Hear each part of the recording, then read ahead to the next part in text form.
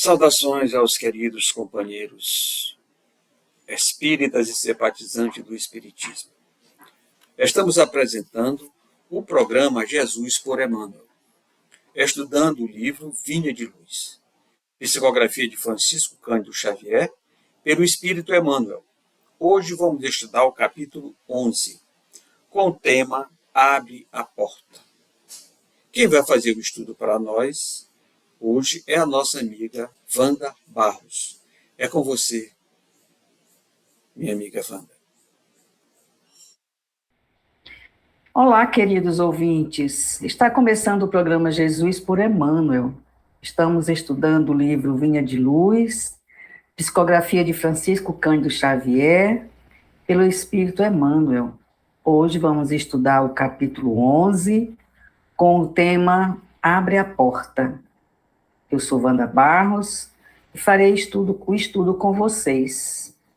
Então, como falei na nossa abertura, nosso tema é bem interessante, ele abre um leque gigantesco, né? Abrir a porta, abre a porta. E havendo dito isso, assoprou sobre eles e disse-lhes, recebei o Espírito Santo. Está lá em João, capítulo 20, versículo 22. Profundamente expressivas palavras de Jesus aos discípulos nas primeiras manifestações depois do Calvário. Comparecendo à reunião dos companheiros, espalha sobre eles o seu espírito de amor e vida, exclamando, recebei o Espírito Santo. Porque não se ligaram às bênçãos do Senhor automaticamente aos aprendizes? Porque não transmitiu Jesus pura e simplesmente o seu poder divino aos sucessores? Ele que distribuíra dádivas de saúde, bênção e paz, recomendava aos discípulos recebessem os divinos dons espirituais. Por que não impor semelhante obrigação? É que o mestre não violentaria o santuário de cada filho de Deus, nem mesmo por amor. E cada espírito guarda seu próprio tesouro e abrirá suas portas sagradas à comunhão com o Pai Eterno. O Criador oferece à semente o sol e a chuva, o clima e o campo, a defesa e o adubo, o cuidado dos lavradores e a bênção das estações. Mas a semente terá que germinar por si mesma, elevando-se para a luz solar. O homem recebe igualmente o sol da providência e a chuva de dádivas, as facilidades da cooperação e o campo da oportunidade, a defesa de amor e o adubo do sofrimento, o carinho dos mensageiros de Jesus e a bênção das experiências diversas.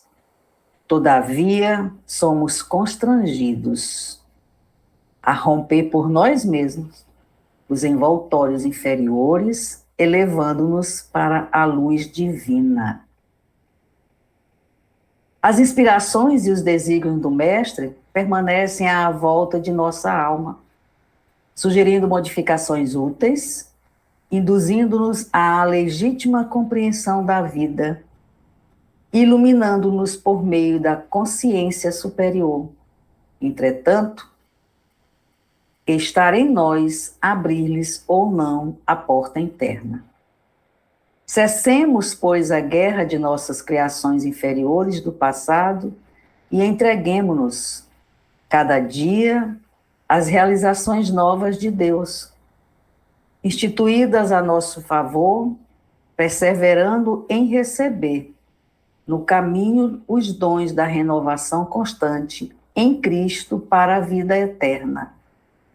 Então, esse texto de hoje, ele nos remete a uma prova do livre-arbítrio, da necessidade do livre-arbítrio, para que a gente possa caminhar e desenvolver o nosso crescimento espiritual com as nossas próprias mãos. Quando o mestre nos fala, não violaria o santuário de cada filho de Deus, nem mesmo por amor. A confiança que Deus se coloca nas nossas mãos, né? Vai, meu filho, segue, que eu estou aqui segurando na tua mão e confiando em você. Quando ele fala também que nós precisamos romper por nós mesmos envoltórios inferiores, elevando para a luz divina, quando ele nos dá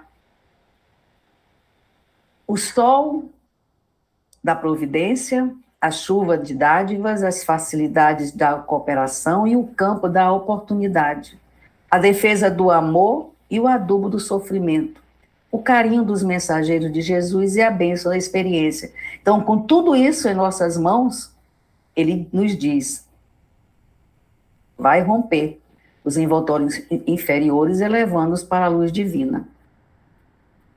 E aí ele continua, as inspirações e os desígnios do mestre permanecem à volta de nossa alma, sugerindo modificações úteis, induzindo-nos à legítima compreensão da vida.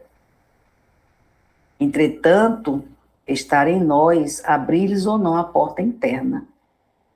Cessemos, pois, a guerra das nossas criações inferiores do passado e erguemo-nos cada dia às realizações novas de Deus, instituídas a nosso favor, preservando em receber no caminho os dons da renovação constante em Cristo para a vida eterna. E aí, nós vamos lá na questão 621 do Livro dos Espíritos, onde a espiritualidade nos fala, a lei divina está escrita em nossa consciência. E para a doutrina espírita não há predestinação, não há sorte ou azar. O futuro é constituído todos os dias, através de pensamentos e ações. O espírito exercita uma característica indissociável de ser inteligente, que é o livre-arbítrio. E ele fala assim, das nossas consequências, o exercício de escolha propicia experiências que vão contribuir para o crescimento do espírito, na medida em que ele consciente se empenha em aproveitá-las. O espírito cresce na medida em que se esforça por preservar ou ampliar as experiências que lhe são favoráveis ou modificar as que não são adequadas, né? Então, a gente vê aqui nesse parágrafo que Jesus fala assim, vai, e tu escolhe, através do teu esforço, as tuas experiências, as que são favoráveis e as que você pode modificar, que não estão adequadas. Então, o livre-arbítrio fala muito alto a todo instante, né? Quando ele fala também assim, o exercício do livre-arbítrio sofre a influência dos chamados paradigmas da cultura, da inteligência, da contingência que podem potencializar as dificuldades ao exercício pleno. E aí eu rebuscando aqui nos meus apontamentos, eu encontro no livro Pão e Nócio, o item 16, que ele nos fala assim, toda criatura obedece a alguém ou alguma coisa. Ninguém permanece sem objetivo. A própria rebeldia está submetida às forças corretoras da vida. O homem obedece a toda hora, entretanto, se ainda não pôde definir a própria submissão por virtude construtiva, é que não raro atende, antes de tudo, aos impulsos baixos da natureza, resistindo ao serviço da autoelevação. A gente observa nesse parágrafo em que nós ainda somos muito levados pelo meio, né? Meio em que vivemos, as nossas colocações, com quem nós estamos, com o que nós falamos, né? Quando ele fala aqui dos impulsos baixos da natureza. E quase sempre transforma a obediência que o salva em escravidão que o condena. Nós sempre achamos que obedecer a alguém a gente está sendo escravizado, né? Nós sempre achamos que a gente tem que falar o que a gente quer, não tem que seguir ordens, seguir metas, seguir paradigma, não. Eu faço e pronto. Né? Senão eu tô escravizado, você está me prendendo, você está me deixando presa, amarrada. Né? E aí o Senhor estabeleceu as gradações do caminho. Instituiu a lei do próprio esforço, da aquisição dos supremos valores da vida, e determinou que o homem lhe aceitasse os desígnios para ser verdadeiramente livre. Mas a criatura prefere atender às suas condições de inferioridade e organizar o cativeiro. A gente vai lá, a gente quer sangue na pele, a gente quer sentir a dor, que é para ter certeza da existência do Cristo, que a nossa fé é pequenininha. Qualquer percalço a gente já está desconfiando. Epa, ele me deixou sozinha, né? E aí o discípulo necessita examinar atentamente o campo em que desenvolve a própria tarefa. A quem obedeces? Acaso atendes em primeiro lugar às vaidades humanas ou às opiniões alheias, antes de observar o conselho do Mestre Divino? É justo refletir sempre quanto a isso, porque somente quando atendemos em tudo aos ensinamentos vivos de Jesus é que podemos quebrar a escravidão do mundo em favor da libertação eterna. E aí, continuando as minhas pesquisas, eu vou lá para um livro que eu tenho ele como livro de cabeceira, Cirurgia Moral. Porque nós temos consciência, nós que somos espíritos, nós temos consciência de que não adianta a gente fazer caridade, a gente ir para a frente do sopão, a gente não falar palavrão, a gente não desejar mal, a gente não comer carne de humanos, né? Como a gente fala, porque consideramos animais humanos, se a gente não fizer a modificação, fazer a cirurgia moral no nosso pensamento, na nossa moralidade, no nosso comportamento. Não adianta a gente fazer nada. É tipo aquela expressão que é colocada quando fala assim, eu não vou para um umbral, eu sou uma pessoa do bem, eu não faço mal para ninguém, eu não falo mal de ninguém, eu não desejo mal para ninguém, eu não matei, não roubei. E aí diz assim, o teu pensamento, a tua moral, como é que fica? E ele fala assim, direitos todos temos, na pauta das nossas existências em confronto com o que existe à nossa retaguarda. Somos privilegiados pelas conquistas que o tempo nos premiou em acessão da vida. Porém, não podemos nos esquecer dos deveres a cumprir diante de outros que viajam conosco no mesmo comboio planetário. O nosso direito é ser honesto, e o nosso dever é respeitar a vida do semelhante. O nosso direito é a honra onde quer que andemos. O nosso dever é o encargo de trabalhar em silêncio, nos moldes do exemplo. O nosso direito é nos interessar pelo autoaprimoramento.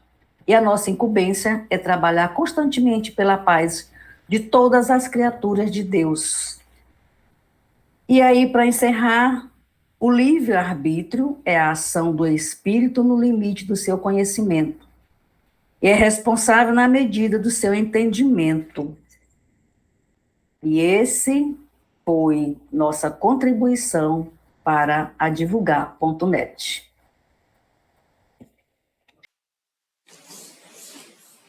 Muito obrigado, Wanda, pelas reflexões do capítulo 11, que traz como tema Abre a Porta.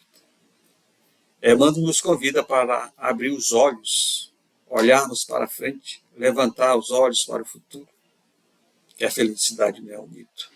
Vamos em frente, meus irmãos, esperamos que essa mensagem de hoje leve a vocês esclarecimento, consolo, para que cada dia mais nós busquemos Jesus nos nossos corações.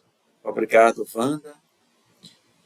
E pedimos aos nossos queridos amigos internautas que se inscrevam no nosso canal no YouTube, divulgar doutrina espírita e conheça todos os nossos conteúdos. Muita paz a todos.